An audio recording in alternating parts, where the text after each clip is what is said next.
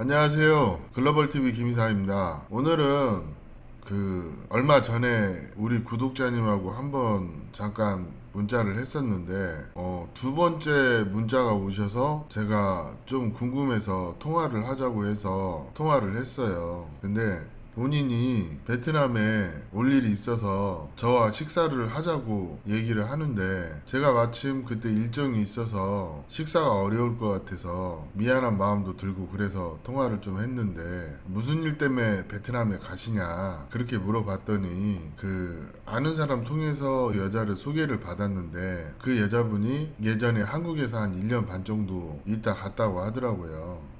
유학생 신분이었다고 하는데, 여튼 그렇게 여자를 만나러 베트남에 오겠다 그런 얘기를 하면서 그분의 전체적인 상황을 제가 좀 들어보니 드는 생각이, 30대 후반에 월 한 300가량 급여 받고 세후 200만 원 후반대 이 정도 받으시는 분인데, 예적금은 한 3천만 원 정도 있으시고 현재 전세 살고 계시대요.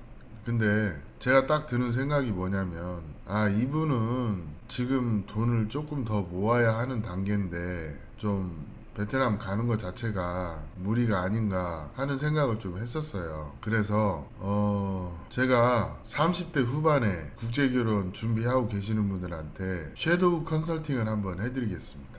자, 내가 베트남 국제결혼을 생각을 한다. 그러면 소개 후 출처가 명확한 여자를 만나는 게 우선이고요. 그 가정 하에 얘기를 한번 해보겠습니다. 예를 들어 국제결혼 할 때 제일 피해야 될 게, 한국에서 왔다 간 여자, 한국에 있는 여자 얘기하는 거 아니에요. 한국에 왔다 간 여자, 특히 유학생, 노동비자 이런 걸로 오셨던 분들 중에 어떤 히스토리가 명확하지 않은 분들은 일단 피하세요. 보통 한국에 친인척 초청으로 오셨거나 아니면 계절 근로로 잠깐 일하러 오셨거나 이런 건 제외하고, 유학생 신분으로 한 2년, 3년, 4년 있다가 가셨거나 이런 분들 중에서 불법 체류가 많고, 노동비자도 마찬가지예요. 노동비자는 5년이기 때문에 노동비자로 한국에서 몇 년 일했는지 들어보면 대충 답이 나오는데, 이 한국에서 있었던 여자를 피하라는 이유 중에 하나는 뭐냐면, 이게 좋지 못한 환경에서 일을 하다 보면 우리 한국 사람이 생각하는 거하고 전혀 다른 환경에서 자취 내지는 거주를 하기 때문에 이런 부분이 다소 상식적이지 않을 수도 있어요. 그렇기 때문에 유튜브에서 얘기하긴 좀 그렇지만 별로 권장하고 싶지 않은 그런 케이스가 많기 때문에 일단 제외하고, 정상적인 범주에서 국제결혼 하는 분들한테 도움이 되는 그런 얘기 위주로 한번 얘기를 해보겠습니다. 국제결혼 생각하시면 요즘 한 평균 3천 정도는 잡고 진행을 하셔야 신부가 한국에 들어오는 데까지 비용이 들어가는 것 같습니다. 근데 우리 구독자님이 저한테 전화를 오셨을 때 제가 간단하게 컨설팅을 좀 해드린 그런 부분이 뭐냐면, 30대 후반에 지방에서 전세 살고 계시고 예금이 한 3천 정도 있다고 해요. 근데 베트남의 여자를 만나러 가는데 잘 모르는 여자예요. 대화 한 1개월 정도 했대요. 그러면 거기까지는 괜찮은데, 이 여자가 한국에서 1년 반 정도 살다가 베트남으로 돌아간 케이스. 근데 통상적으로 보면 한국에 가고 싶어가지고 한국 남자를 만나려고 하는 여자 중에서 본인이 불법 체류 이력이 있거나 그런데도 비자 할 때까지도 얘기 안 하는 여자들이 굉장히 많기 때문에 이런 부분에 대해서 조심해야 된다, 그런 취지로 얘기했고, 또 이분이 한 300 정도 버시는데 현재 한 3천 정도 있어요. 그러면 국제결혼을 진행하기에는 좀 빠듯한 금액이에요. 그래서 국제결혼 진행하면 평균 한 3천은 잡고 진행을 해야 하기 때문에 조금 더 모아라, 그런 취지로 얘기를 좀 해드렸는데, 오늘 하고 싶은 얘기는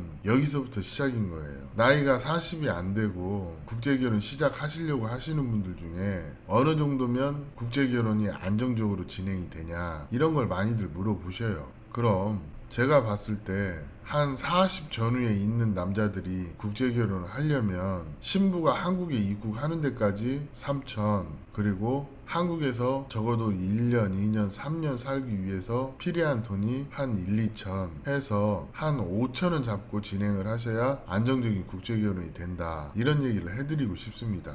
그럼 왜 이런 비용들이 필요한지 얘기를 해볼게요. 요즘 국제결혼 업체 평균 1,500 받고 있어요. 그리고 그의 가액돈으로 한 2,000달러, 그러면 1,800이에요.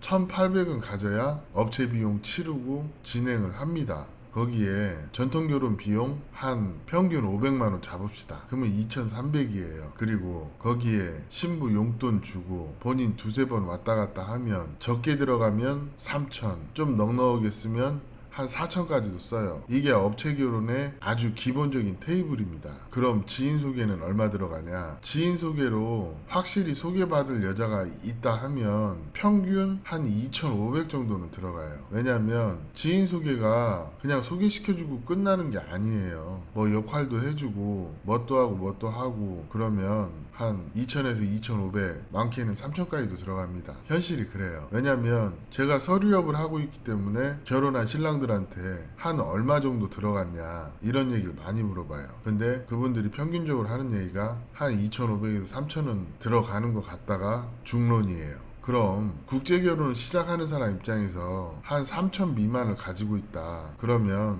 결혼의 금액을 줄이기 위해서 연애결혼을 시도하시는 분들이 많이 있는데, 이 연애결혼이 단점이 이거예요. 중간에 조력자가 있어야 되는데 조력자가 없기 때문에 내가 처음부터 끝까지 직접 진행을 하고 판단을 하고 해야 되는데, 연애결혼으로 시도하시는 분들의 반 이상이 국제결혼을 실패합니다. 그 가장 큰 이유가 뭐냐면, 이 베트남 여자하고 어떤 결혼을 결정할 때까지 연애 기간을 갖는, 적게는 3개월에서 6개월, 보통 조금 들어오시는 분들이 2번에서 3번, 많이 들어오시는 분들이 한 4~5번 이렇게 들어오시면 대략 3개월, 6개월, 1년이 걸리죠. 그러면 거기에서 본인이 그 여성분과 뭐 시간을 소비하면서 쓰는 돈들이 대략 한 500에서 1,000만 원은 들어가요. 그리고 결혼 서류하고 한국어 공부하고 전통결혼 비용하고 그러면 평균 한 1,000에서 1,500은 들어가요. 그럼 데이트 비용, 그 다음에 결혼에 진행되는 비용, 그리고 한국에 입국하는 과정에 신부에게 용돈 주는 거, 이런 거 저런 거 생각하면 업체 결혼이랑 별 차이가 없어요. 근데 연애 결혼의 가장 큰 리스크는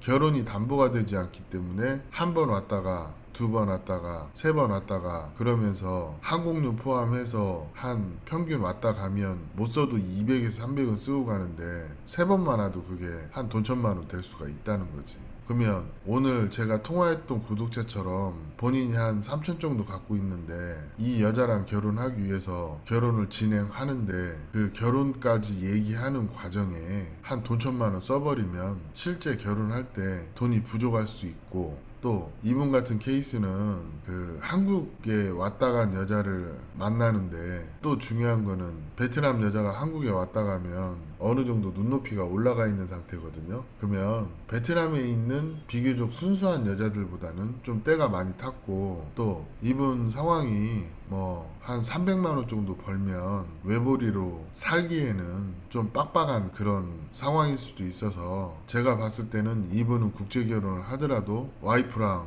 맞벌이를 해야 되는 그런 상황 같아서 종합적으로 고려를 했을 때 조금 더 돈을 모으든가, 아니면 확실하게 지인 소개를 받을 그런 상황이면 국제결혼을 실행을 하던가, 아니면 이도저도 아니면 내가 3천 안에 끝내줄 테니까 날 찾아오든가, 이런 얘기를 했습니다. 하지만 제가 이 구독자님한테 확실하게 얘기한 건 이거예요. 이게 국제결혼 하다 보면 한 300만 원 벌어가지고 한국에서 정착하는 데까지 한동안 외벌이를 해야 되는데 좀 부족할 수가 있어요. 그렇기 때문에 신부가 한국에 들어오는 데까지는 평균 한 3천 정도는 들어가니까 결혼이야 할 수 있겠지만, 현재 결혼 자금 빠듯하게 모아놓은 상황에서 베트남에 여자를 만나러 가고 그 여자와 데이트를 하고 몇 번 더 만나면 뭐 결혼으로 가면 별 문제가 없겠지만, 그냥 우리 구독자님이 하는 얘기 들어봤을 때 그 여자는 좀 아닌 것 같아서. 왜? 한국에 1년 반을 갔다 왔다는 건데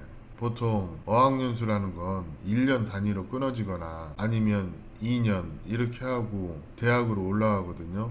근데 1년 반이라는 거는 이 여성이 불법 체류가 좀 있을 수 있다, 하지만 여자는 분명 그런 얘기를 하지 않을 것이다. 이런 얘기를 하고 또 케이스가 좋지 않기 때문에 이런 데다가 한 번 왔다 가는데 거의 한 달 급여가 들어갈 수도 있는데 의미가 없는 것 같다. 그래서 하지 말아라 하고 돈을 조금 더 모아라. 뭐 그런 얘기를 좀 했던 케이스인데 결론만 얘기하자면 이거예요. 그 소개가 정확하지 않은데 사실상 그냥 SNS에서 만난 거나 다름없는데 그분의 상황이 연애를 하고 그 연애가 실패했을 때 리스크가 크기 때문에 돈을 조금 더 모으고 안정적인 환경에서 좀 더 확실해 보일 때 하라는 그런 얘기도 좀 했어요. 그리고 요즘에 보면 그 30대 후반의 분들이 국제결혼으로 많이 돌아서고 있는데 국제결혼은 만반의 준비를 하고 한 번에 끝내는 게 비용이 제일 덜 들어가는 겁니다. 사실이 그래요. 재진행하면 어떤 식으로든 한 돈 1,000만 원 이상은 더 들어가요.